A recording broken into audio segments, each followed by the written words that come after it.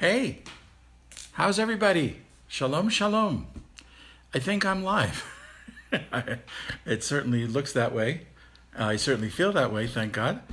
Thank you for joining us tonight. Thank you for joining me for the first session of Pirkei Avot, Ethics of the Fathers, also known as the Chapters of the Fathers.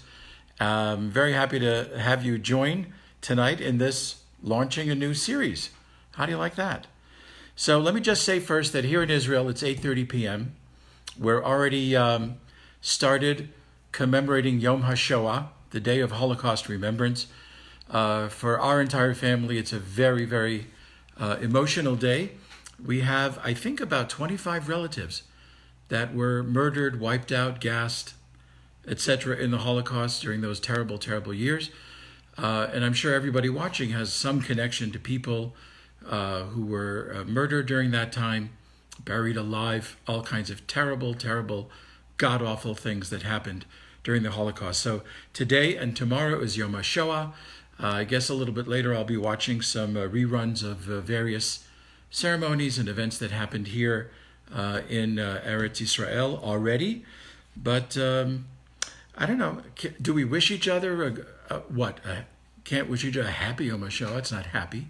A meaningful. We should all have a meaningful Yom HaShoah where we feel it in our kishkas and we vow, as much as we can with God's help, to make sure that this terrible tragedy never, ever happens again.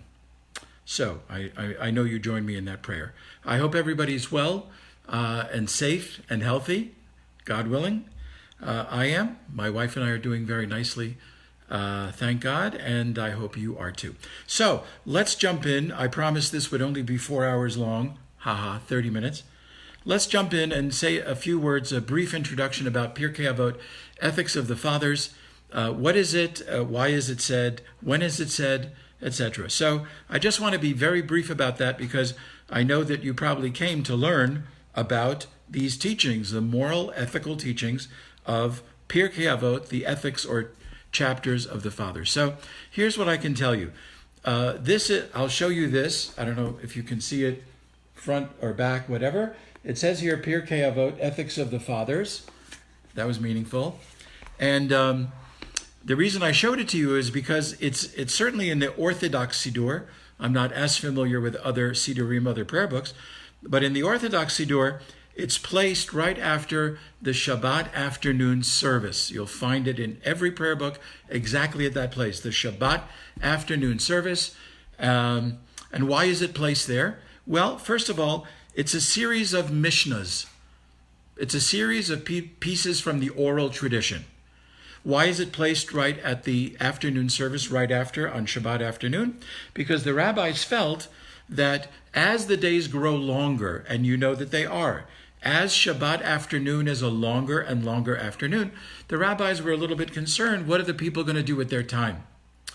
They're going to waste it. They're going to kibitz around. They're going to look at their watch every 4 minutes and say, when is this thing over?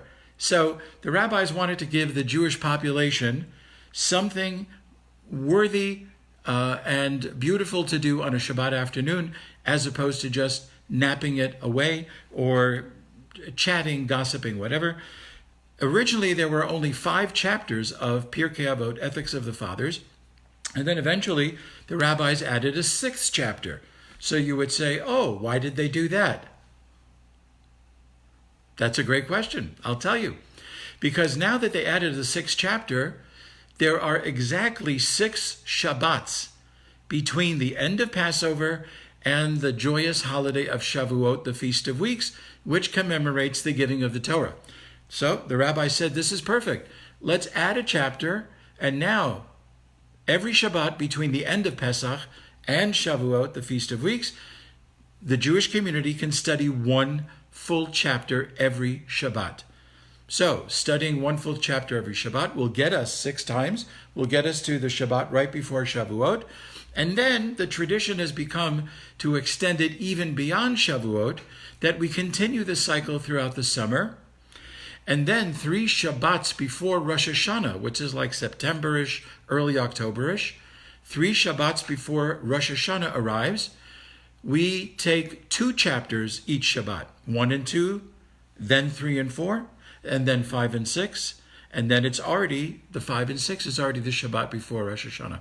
So, in effect, we are studying, as a Jewish community everywhere, we are studying the ethics of the fathers all the way through the Shabbat before Rosh Hashanah.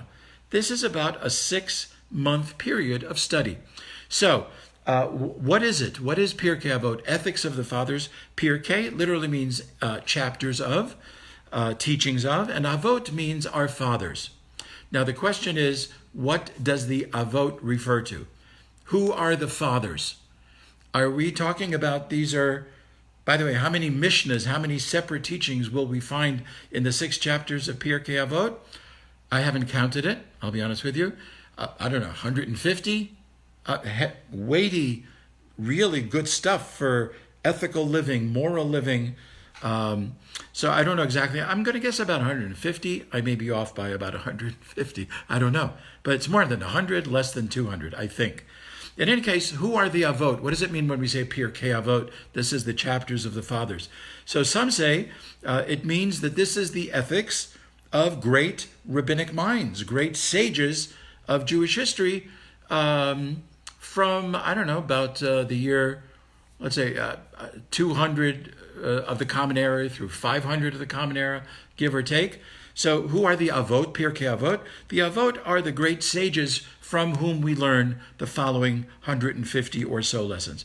Other people say, no, Avot, which literally means fathers. Avot means not the teachers, but the teachings. The teachings that we find in Pirkei Avot, these are grand and masterful. These are, in a way of saying, these are the major principles for the Jewish people and others who wish to study it.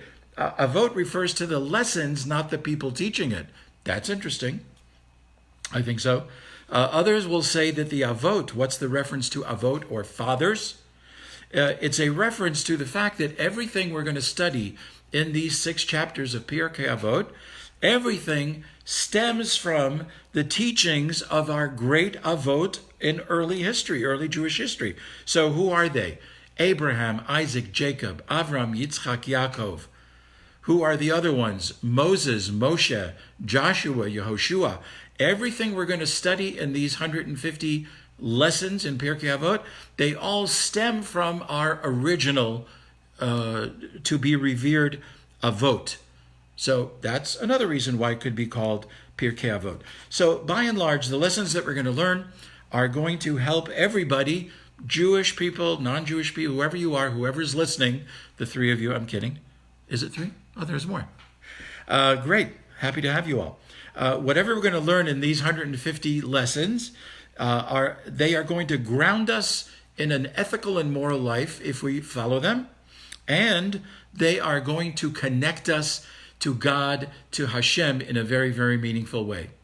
Because one gets the feeling sometimes that God is very interested not so much in the inches, in the how much, in the minute details of things, but he is very interested in people being a mensch. What does that mean? A mensch? Kind, good, decent, sensitive, compassionate. Those are elements of being a mensch. So if you ask me, what's the main theme of Pirkei Avot? I would say to you, how to be a mensch. Is it only limited to these 150 or so lessons? There's probably many others, thousands of others, but these were collected into a very, very special and revered collection called the Pirkei Avot. So before we study the first lesson in Pirkei Avot, we have to ask the question, there are 6 orders of the Mishnah, 6 different distinct parts or orders or categories within the Mishnah, which is the oral law.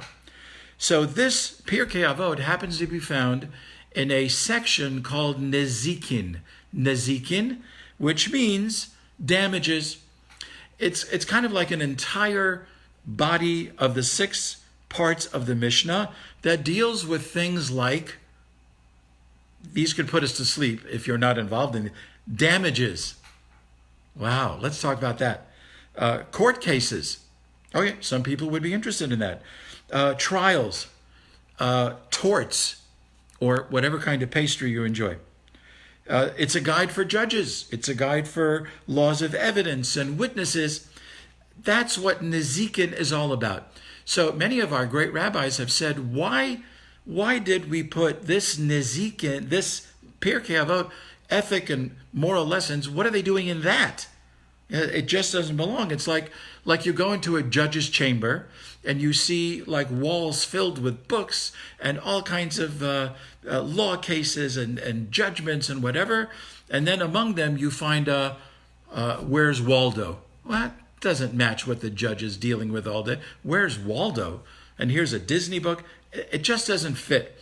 So the rabbis wanted to know, why was Pirkei Avot, ethics, morals, put in a book or in a volume called Nezikin, which deals with damages and other things, but primarily things like damages, how to avoid damages, what happens if something is damaged, my ox gored you, gored your ox, and so it goes. What is this doing in a book or in a volume all about damages?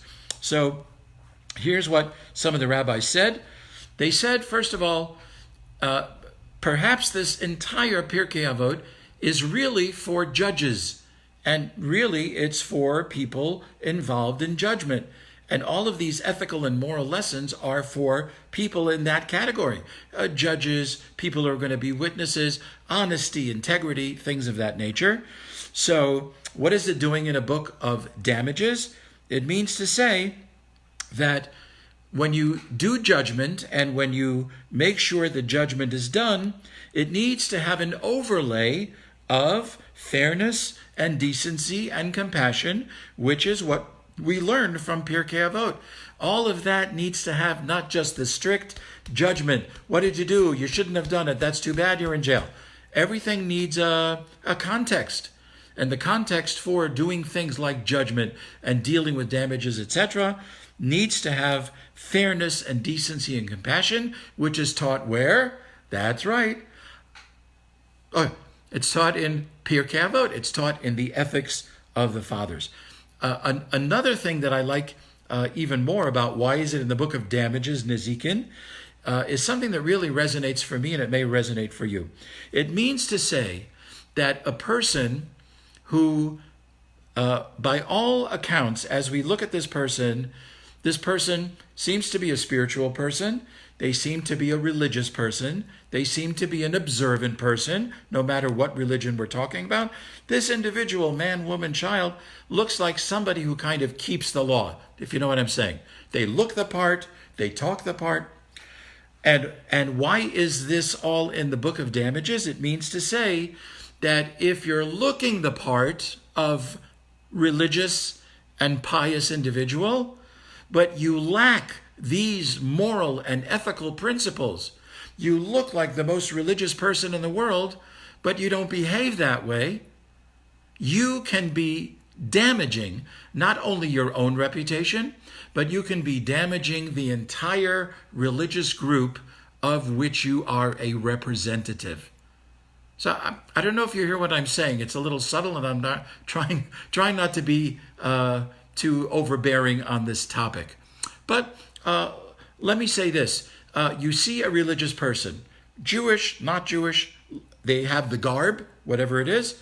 If somebody asked you, do you think they're religious? I would say by whatever I can see, they sure look religious. And then they go to a Dunkin' Donuts and the person says, so can I help you? And the person barks. They bark an order. Give me 2 donuts and a coffee. So you would say, wow, how does a person who looks like that behave so crudely to another human being? How do they do that? Why would they use that kind of language? Why would they use that tone of voice? Why would you even think that way, look that way? Well, look that way, we understand.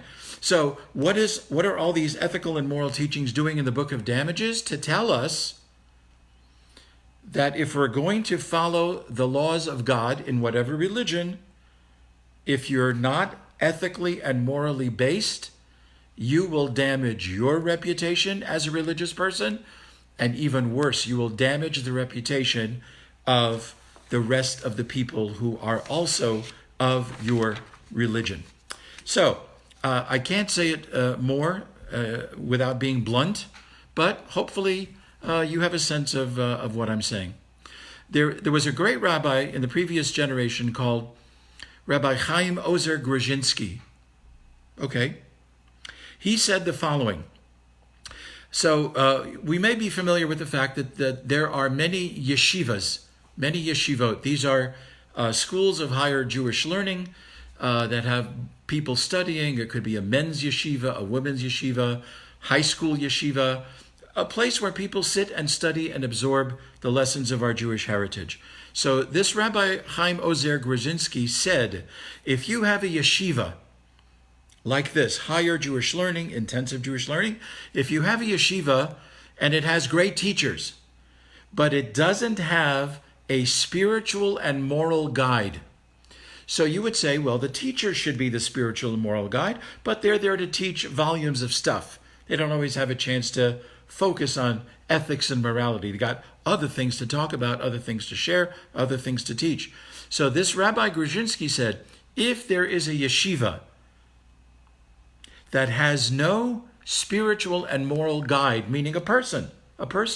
In Hebrew, we would call it the mashgiach, kind of like a kosher supervisor, but he would be a spiritual supervisor. He's the one that looks at the students. He's the one that walks near the tables as people are studying. He's the one that has a sense, his finger on the pulse of what kind of ethical and moral teachings do the people in this yeshiva need. And he's the one to go to, and he's the one who will speak very often to the entire crowd about ethics and morals. So Rabbi Grushinsky said, if there is a yeshiva, this kind of an intensive study atmosphere, without a spiritual and moral guide, an actual person, it is like having an open pit in the public domain. So imagine you're walking in a mall, you're walking anywhere, it's outside in the public, and as you're walking, you're talking to somebody, or even more likely, you're on your phone. You know, you're very, very focused on your phone, and you don't even see where you're going, and boom, all of a sudden, you fall into a pit, literally a pitfall. No, it can't be more than that. You're fallen into a pit, and you start screaming, hey, help, help, help, somebody call the police, I'll call the firemen, whatever.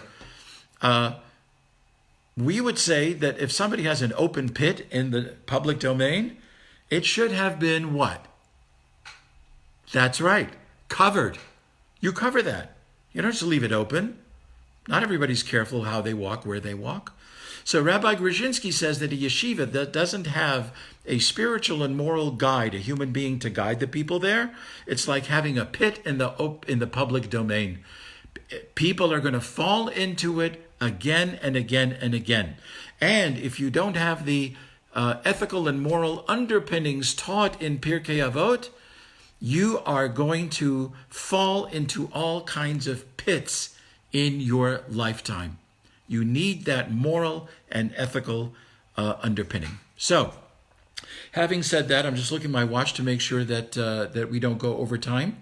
So it looks to me on my watch, it's about another 12 minutes. So, okay, that's good. Here's the very first teaching. This is the first Mishnah of the entire Pirkei Avot.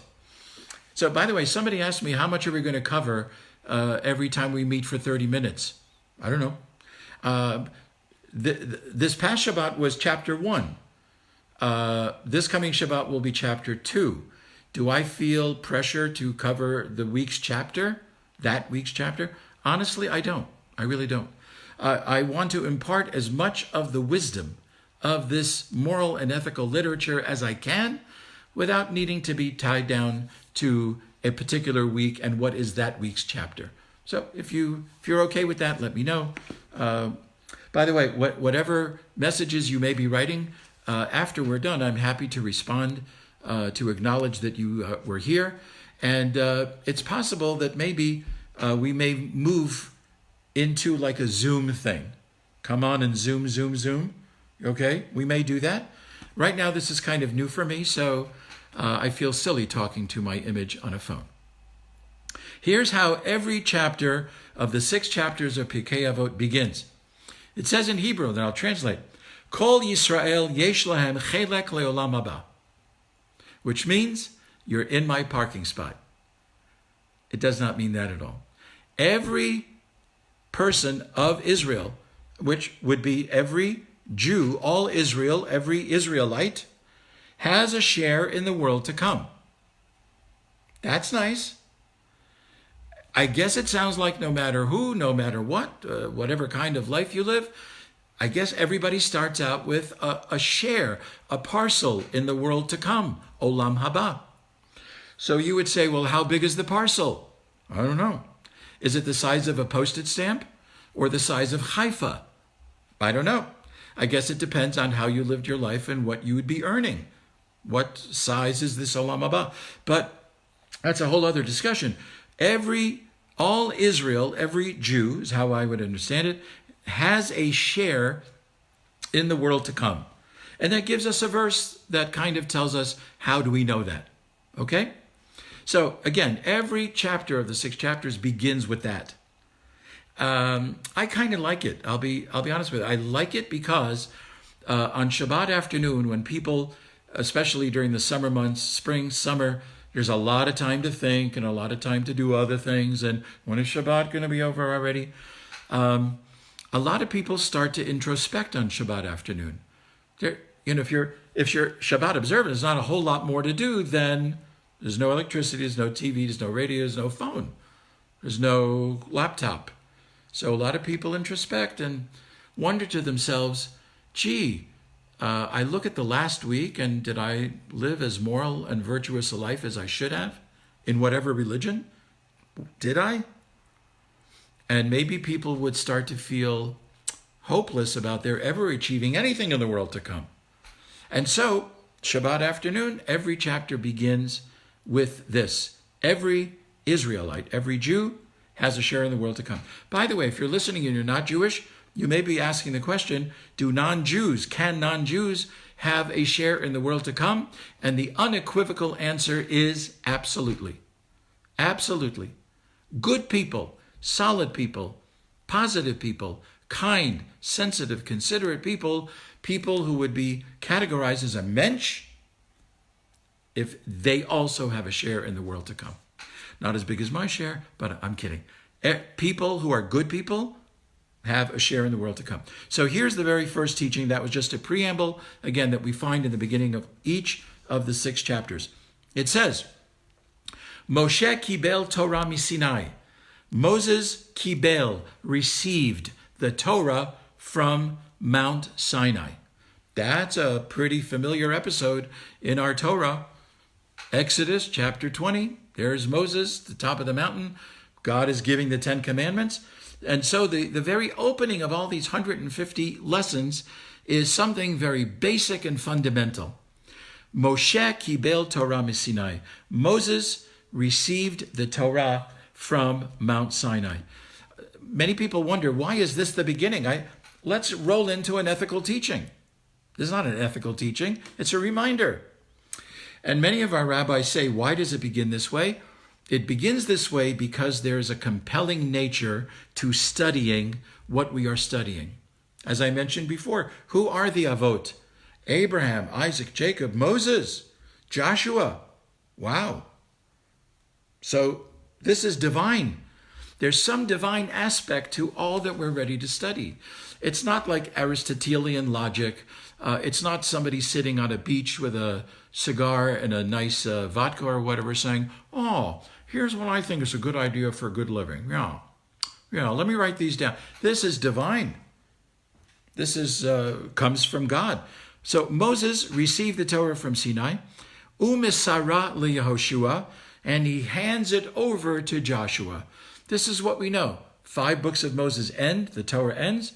The next part of our Bible is the book of Joshua, the trusty servant on some level of Moses, and he's going to take over teaching and watching the Jewish people. So Moses received the Torah from Sinai, Mount Sinai, and umisara, he handed it over to Yehoshua. So I want to say this about Sinai. Why didn't it say, and this is a lot of Jewish thinking, etc., when we ask questions. Why does it say this? Why didn't it say that? So, very first, Moses received the Torah from Sinai.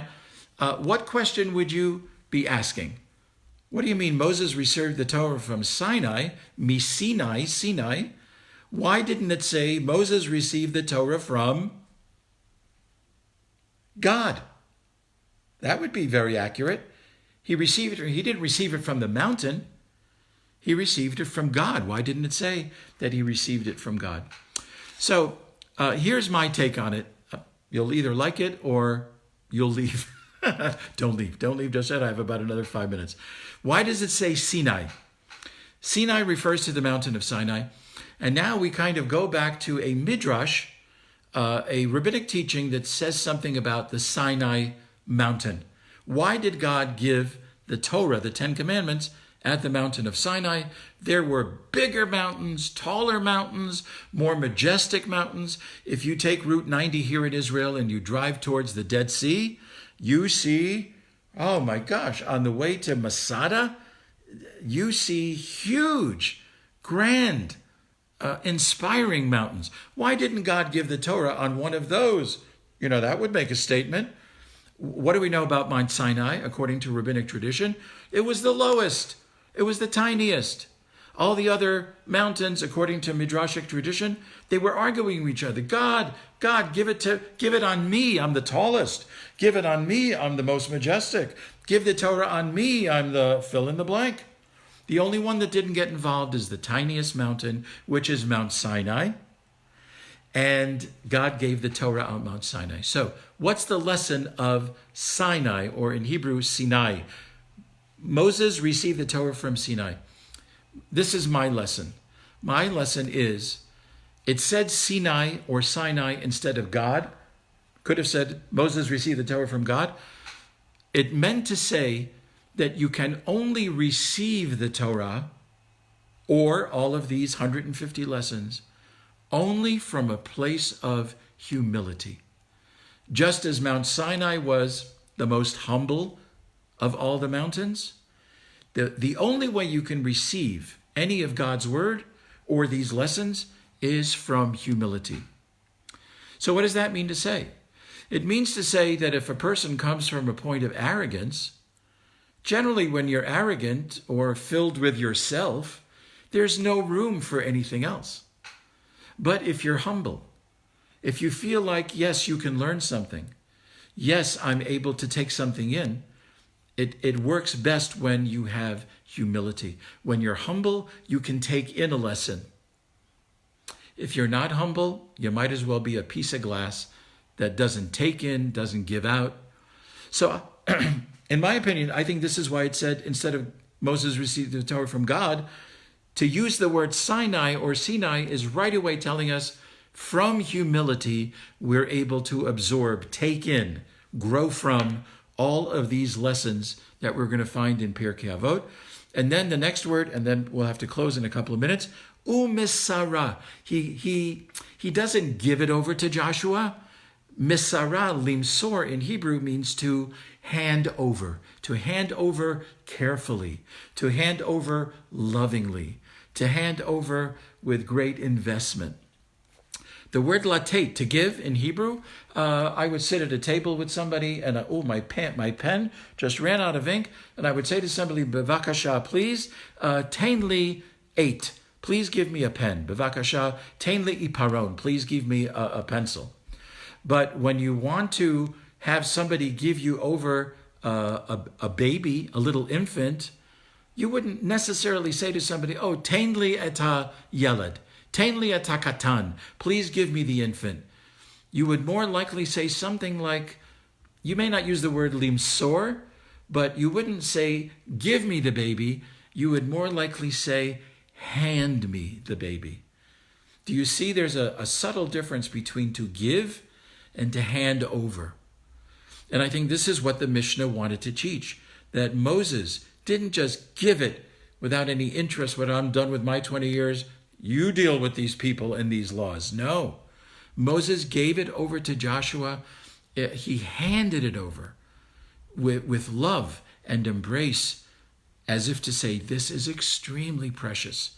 So take it carefully and hold it carefully. And one last thing about limsor, he limsored it to Yehoshua. He gave it over, handed it over, the Hebrew word limsor. Limsor also means to sacrifice for. To sacrifice for. There's a Hebrew term, mesirat nefesh, mesirut nefesh. People who are now, COVID virus, people who are now in the healthcare field, doctors and others, ambulances, they are moser nefesh. They are risking their lives in order to be able to heal people. We know that. They are risking their lives, literally. And that's the word mesirat nefesh. So what does it mean where he handed it over, u'misara leYehoshua? I think he was telling Joshua and all future generations something very, very critical. And that is, dear friends, there are going to be times in our Jewish history where this precious Torah that we were given is going to call for self-sacrifice if you're going to continue the tradition. I don't have to tell you how many people who died in the Holocaust, murdered, killed, buried alive, gassed. How many of those people, at the risk of being caught, how many of those people, men, women, children, sat and studied the Torah, taught the Torah at the risk of their lives? They knew that outside there's some Nazi who knows what, and if he catches me, he catches us, we're goners. And yet, thank God, they were willing to risk their lives. This is the idea of mesirat nefesh, mesirut nefesh. So when he uses the word u'misara leYehoshua, he handed it over to Yehoshua, that Hebrew verb indicates that there unfortunately will be times in our Jewish history where that handing over is going to come at a great cost for those who are willing to do the sacrifice, to keep it and to hand it over to the next generation. Dear friends, I promised you 30 minutes, and that's all we got. Let me know if in the future you think it ought to be longer. Don't let me know if you think it ought to be shorter. I just want to wish everybody a thoughtful, mournful, meaningful Yom HaShoah, whatever you're going to be doing, watching, participating.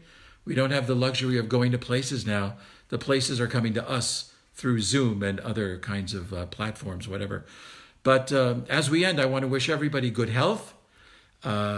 Be safe. Be careful. And God willing, we'll see you, if you're available, this Wednesday night, 8:30 Israel time, 1:30 United States East Coast time. The idea is, what are we going to do Wednesday night? We're going to go over, I will be teaching, 5 Derech Eretz lessons of the Parsha, the weekly Torah portion. I'm going to extract from every week's Torah portion, until people are interested, 5 lessons of how to be a mensch. Now, what makes it hard is that there's nothing in the weekly Torah portion that flags a teaching that says, oh, here's a teaching on how to be a mensch. I have to shake the Parsha. I have to let loose moral and ethical lessons. I'll be honest, I've never seen a book. If you have, let me know. I've never seen a book that extracts Derech Eretz Menchi lessons from the weekly Torah portion. If you've seen it, let me know. But that's what, God willing, we'll be doing on Wednesday night, 8:30 to 9, 1:32, or adjust the times accordingly wherever you live. Thanks again for being with us. Have a good night. Have a good rest of the day. And once again, be safe, be healthy, and have a meaningful Yom HaShoah. Take care, everybody. Bye-bye.